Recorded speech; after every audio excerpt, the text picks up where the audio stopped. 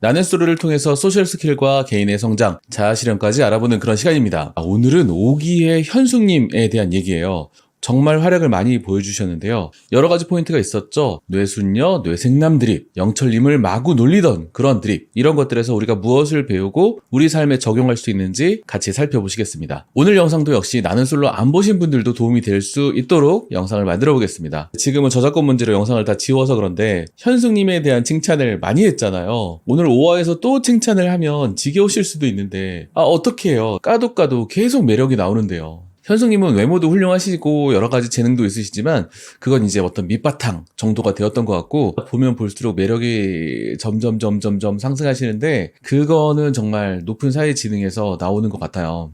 또 반대로 생각하면 우리가 외모가 그렇게 훌륭하지 않아도 높은 사회 지능을 가지고 있으면 그 핸디캡을 극복할 수 있는 거잖아요. 그래서 오늘 같이 배워보겠습니다. 그런데 이거 한번 본다고 해서 우리가 바로 현숙님처럼 하기는 힘들어요. 특히 저희 구독자님들 중에서는 약간 좀 신중하신 타입이 많다고 생각을 하거든요. 왜 그렇게 생각을 하냐면 댓글도 굉장히 현명하고 신중한 게 많이 달리지만 제가 인스타그램 하고 있잖아요. 팔로워 하시는 분들을 저도 이제 들어가서 보면은 비공개 계정이 이렇게 많아요. 제가 이제 병원 계정도 하고 있잖아요. 병원 계정에서 저를 팔로워 하시는 분들은 다 그냥 평범하게 공개가 많으신데 유독 아빠의사 채널 인스타그램에 들어가 보면은 비공개인 경우가 많고 본인 얼굴도 많이 안 올려주시는 경우도 많고 그렇더라고요. 물론 저도 약간 좀 신중한 성향이에요. 그래서 장난을 잘 치고 남을 놀리고 이런 게 되게 위험하게 느껴지는데 어떻게 현숙님께서 안전하게 해나가시는지 같이 볼게요. 첫 번째 장면은 영호에게 대화를 신청한 현숙님입니다. 아침에 영호님에게 대화를 같이 하자고 불러내죠. 근데 영호님께서 얘기를 하시는데 사실 별 쓸모없는 얘기를 하세요. 현숙님께서 발레리나시거든요. 자기소개 때 발레 공연을 하셨어요. 그때 남자들이 되게 인상적으로 봤거든요. 그래서 영호님이 말씀하세요. 그때 자기소개 보고 쩐다, 되게 아름답다 느꼈어요. 하지만 점점 나와는 다른 사람이구나 라고 생각했어요. 영호님께서 현숙님이 되게 높은 곳에 있다, 나는 낮은 곳에 있다, 이런 식으로 얘기를 하셨거든요. 근데 이제 남을 높여주는 것도 필요하지만 이럴 때는 적정을 해야 되거든요. 너무 높여만 주면 안 돼요. 사실은 상대를 높여주는 게 당김이라면 너 좀 별거 아닐 수도 있는데 라는 그런 것들도 약간 섞어주면서 해야 되는데, 사실 이게 편집된 장면일 수도 있으니까 이제 그런 장면이 있을 수도 있는데 영호님의 어떤 전적을 보면은 그냥 말했을 가능성도 높아요. 왜냐면 첫날에 여자분들 캐리어를 들어주시는데 정숙님께서 제 캐리어 무겁죠 하는데 영호님께서 캐리어 무겁네요 하고 이제 농담을 섞지 않고 그냥 바로 얘기를 하시는 거예요. 그러니까 머릿속에 당장 떠오르는 생각을 그냥 탁 내뱉는 약간 그런 스타일인 것 같아요. 또 이런 장면도 있었잖아요. 현숙님께서 남자 4분의 선택을 받으시고 자기를 선택하지 않은 영철님을 선택을 하니까 영호님께서 이거 남자 6명 다 잡아먹으려고 하는 거 아니야? 라는 생각이 머릿속에 떠올랐지만 그거 이제 얘기 안 해도 되는 거잖아요. 근데 굳이 현숙님 앞에서 얘기를 했던 걸 생각해보면 그냥 머릿속에 떠오르는 것을 계산 없이 순수하게 그냥 얘기를 하셔야 되는 분이구나, 이런 생각이 들어요. 하지만 우리가 사회적 사건을 쳐다볼 때 맥락이 하나가 아니거든요.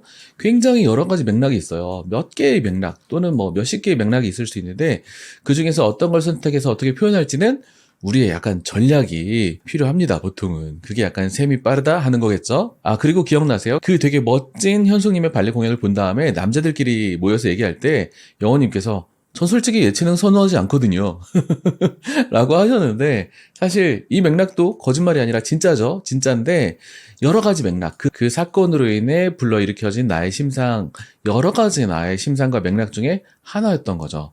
근데 영호님도 사교성이 있으시니까 상대를 높게 보는 맥락을 선택해서 얘기를 한 거죠. 현숙님에 대한 인상 중에 현숙님에게 좋겠다라고 생각한 거를 선택을 하시긴 한 거예요. 그래서 다른 남자분들도 막 되게 반했다라는 느낌이 있었고 영호님도 주관적으로 매력이 되게 높은 사람이구나 라고 표현해 주셨으니까 현숙님께서는 이거를 어떻게 타개해 나가셨는지 같이 볼게요. 현숙님께서는 제일 중요한 건 티키타카가 좀 되고 하는 게 나한테 중요하다 말씀하셨고, 이제 놀라운 도박수 응급 처방이 나오는데 저는 뇌순녀고 영호님은 뇌생남이잖아요. 또 연타로 들어갑니다.